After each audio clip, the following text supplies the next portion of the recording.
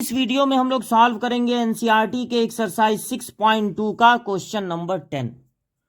Prove that the logarithmic function is increasing on zero infinity के बीच में। दोनों तरफ कैसा ब्रैकेट लगा है? Small bracket. तो फंक्शन हमारा है लॉगरिथमिक फंक्शन, यानी फंक्शन हमारा है लॉग एक्स।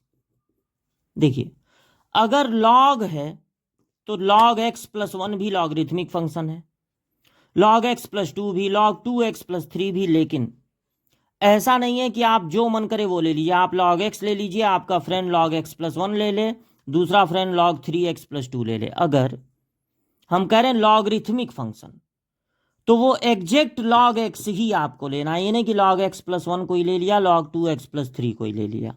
सिर्फ आपको क्या लेना है? log x, सबको यही लेना है। लॉगरिथमिक फंक्शन अगर कहा जाए तो आपको log x ही लेना है। तो आपको ये प्रूव करना है कि इस इंटरवल में ये जो log है वो log x है, वो इंक्रीजिंग फंक्शन होगा। सबसे पहले आप समझिए कि इंक्रीजिंग होता क्या है। अगर किसी फंक्शन का ग्राफ प्लॉट किया जाए x o x dash y o y dash, तो मान लीजिए फंक्शन का जब ग्राफ ड्रॉ किए तो उसमें दो ही तरह के रीजन मिले।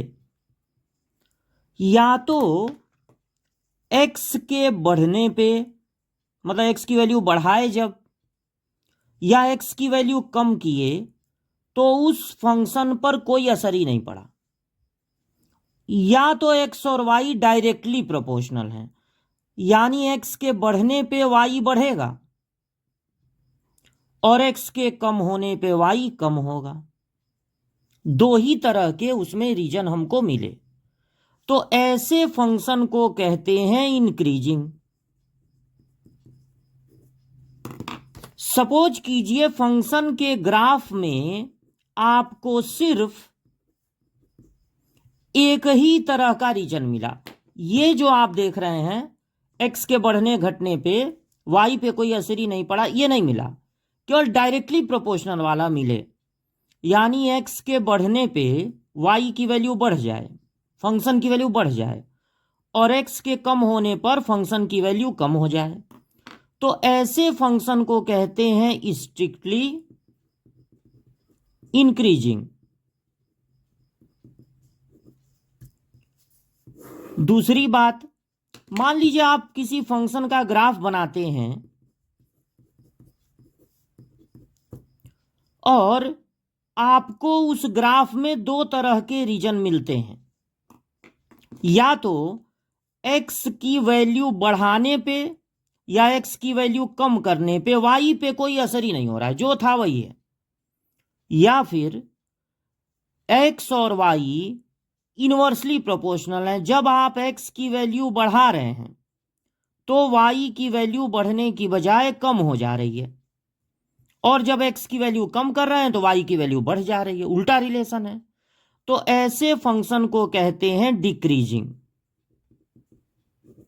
अच्छा, अब मान लीजिए ग्राफ प्लॉट करने पे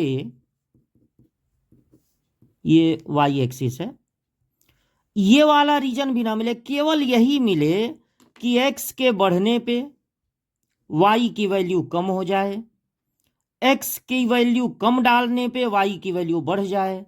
तो ऐसे फंक्शन को कहते हैं स्ट्रिक्टली डिक्रीजिंग।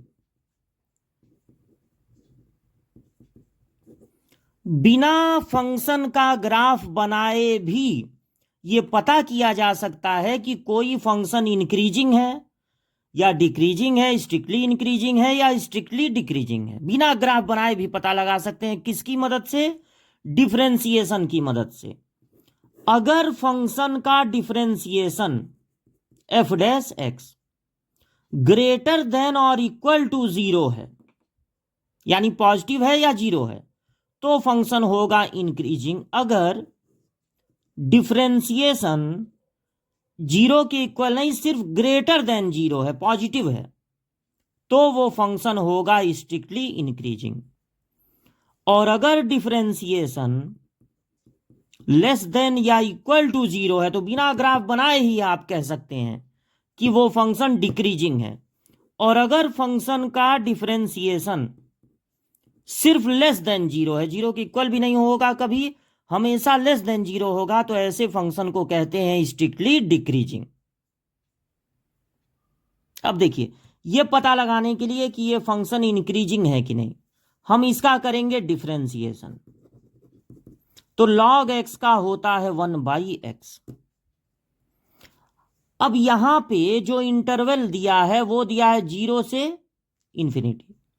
देखिए, log के साथ कभी भी 0 नहीं होता, log के साथ कभी निगेटिव नंबर नहीं होता।